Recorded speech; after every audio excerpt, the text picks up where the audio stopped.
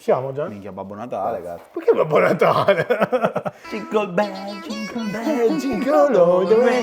Ciao a tutti ragazzi e benvenuti in un nuovo video dei Radiocomandati. Oggi siamo, strano, al Tempio delle 24 ore. Non ci siamo mai qui. Oggi, vabbè, c'è anche Madi là, che ovviamente è l'unica che lavora veramente. Noi qui cazzeggiamo di brutto, ma Esatto. vabbè, dettagli ragazzi, ormai ci conosciamo. C'è la mente e il braccio. Esatto, sì. E la precisione anche. Esatto.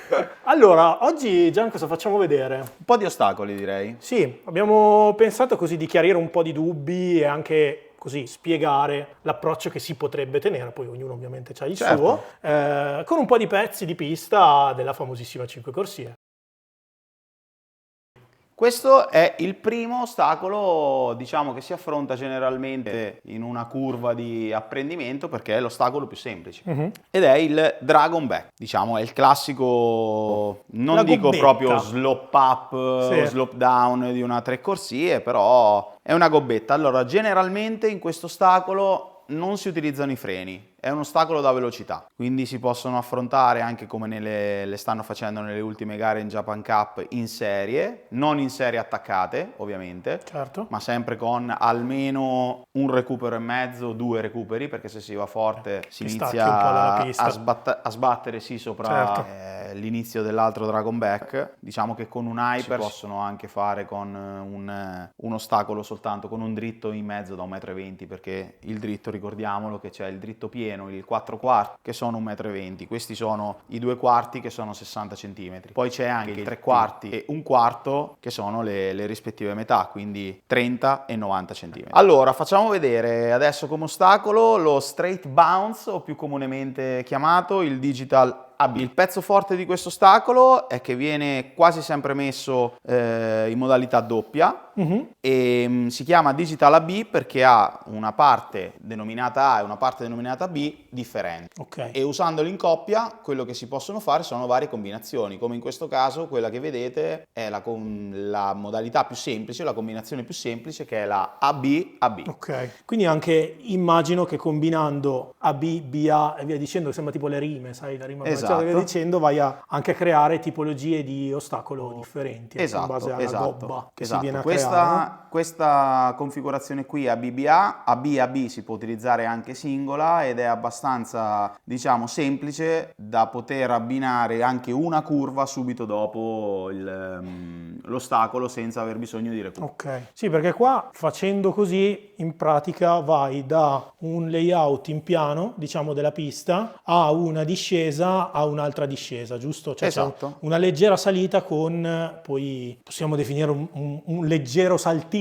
volendo, Sì. andando di velocità, no? Alla fine, semplicemente andando nell'altro senso, quindi BA, BA, abbiamo tutto un altro comportamento. Sì, esatto. Questa è, diciamo, la configurazione più difficile da affrontare, perché in questa qua, a secondo della velocità, c'è il rischio di atterrare sopra l'altra salitina e quindi avere un rimbalzo scomodo, quindi o si va veloce, si affronta saltando tutti e due i dentini. Sì, quindi andando ben forte, diciamo. Esatto. E con questo ostacolo è sconsigliato inserire subito una curva senza avere almeno un rettilineo di recupero. Diciamo che come ostacolo in generale è una tipologia semplice. Ok. È un po' diciamo un disturbatore, ma non Sì. un ostacolo impossibile da Sì, superare. sì. Diciamo che qui è una regolazione del salto, diciamo. Sì, è un disturbo. Ok. Ed eccoci qua. Questi sono i Dragon Back, giusto? Questi sono i Digital Dragon Back. Digital Dragon Back, ok. Sono digital perché, come puoi vedere, ci sono gli spigoli. Ok. E tutto ciò che è spigoloso viene digital. definito digital. Esatto. Perché è pixeloso. Esatto. La particolarità di questo ostacolo è che troviamo da un lato un'inclinazione di 9 gradi con il tracciato un po' più lungo Sì. e da una parte invece un'inclinazione di 13 gradi con il tracciato un po' più corto, e quindi, diciamo, la Mini quando arriva arriva da quella direzione l'inclinazione si sente Sì. e la Mini picca un bel volo. Posso confermare. Anche questo è un ostacolo che viene usato di solito sempre in coppia e la difficoltà è nel non atterrare in mezzo, quindi Certo. a seconda di come viene disposto l'ostacolo, quindi con una rampa più morbida la Mini sale più velocemente e meno scorbuticamente, quindi è un salto dolce e se ha la velocità giusta riesce ad atterrare sopra alla seconda base, altrimenti invece messo nella maniera inversa contraria la Mini fa un bel salto e deve essere settata molto bene per uno non perdere troppa velocità e quindi rischiare di atterrare al centro e due non deve scomporsi tanto perché poi altrimenti si ribalta atterrando nell'altra base. Oltre a questa disposizione si può anche usare, come viene spesso usato anche nella Japan Cup, con un rettilineo di recupero al centro. Okay. Lo rende sia più difficile da affrontare per delle categorie come le Open che sono veloci e quindi devono andare forte per saltarlo totalmente nella sua integrità, oppure più semplice per le categorie intermedie e basse quali facciamo noi come la B-Max e come la T-Mac, perché ti permette comunque di atterrare nello spazio di recupero e quindi di affrontarne due separatamente. Anche lì poi dipende poi dalla velocità, perché una B-Max magari fatta bene riesce a saltarlo tutto, anche quella lì. Sì. Comunque è pesante più di quel che sembra. Eccoli, e passiamo all'ovetto. Esatto, passiamo all'ovetto di Pasqua. Che ormai ci siamo, quindi... Esatto, siamo in tema. Questo è il Lowe's Road. Qui si perde la strada, non si sa per quale motivo. Sì, la carreggiata è abbastanza ampia, in tutte però, giusto? Non Sì, solo in quelle esterne in come tutte. potrebbe sembrare. Si allargano in tutte. Sì. Si allargano in tutte. Allora, questo ostacolo messo così è semplice. Sì. È un ostacolo che non dà fastidio. Questo, per renderlo un po' più complicato, di solito si associa o prima o dopo una curva.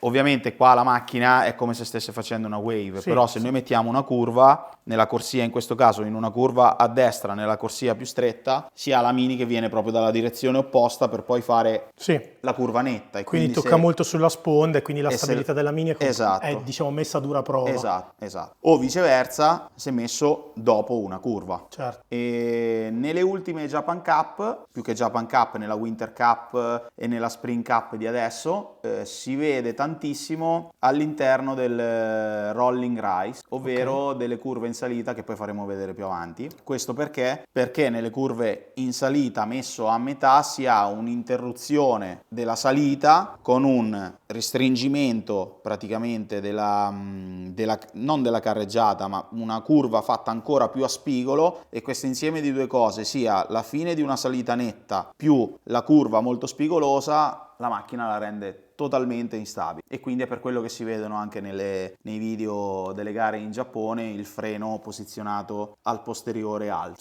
laterale. Sì, ultimamente ne sto vedendo tante.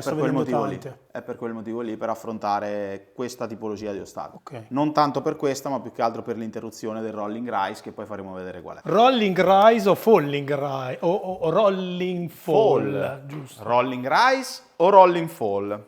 Ok. La direzione che hanno le Mini in questo caso è in salita. Quindi è un rolling rise. Allora, il rolling rise praticamente sono delle curve con pendenza, in questo caso 90 e 180 gradi, che salgono di un livello. La loro difficoltà è nel tenere nel rolling fall la Mini inclinata nella discesa, perché venendo da un pezzo in rettilineo si ritrova una pendenza con una curva, quindi la Mini si destabilizza e tende ad uscire. Quindi bisogna giocare un po' con le inclinazioni delle rotelle, e in salita viceversa, alla fine della curva, stoppando l'inclinazione, andando nel rettilineo, la Mini tende un po' a saltare. In questo caso la salita non è così difficilissima, ma nelle ultime Japan Cup, nelle ultime gare, hanno deciso bene di aumentare la difficoltà inserendo un pezzo all'interno del 180 gradi. Quindi si possono trovare adesso con o un rettilineo, quindi spezzano la salita a 90 gradi, mettendo un rettilineo la Mini tende quindi a scomporsi una volta terminata l'inclinazione, oppure, come dicevo prima, con l'ovetto di Pasqua, con il Lowe's Road.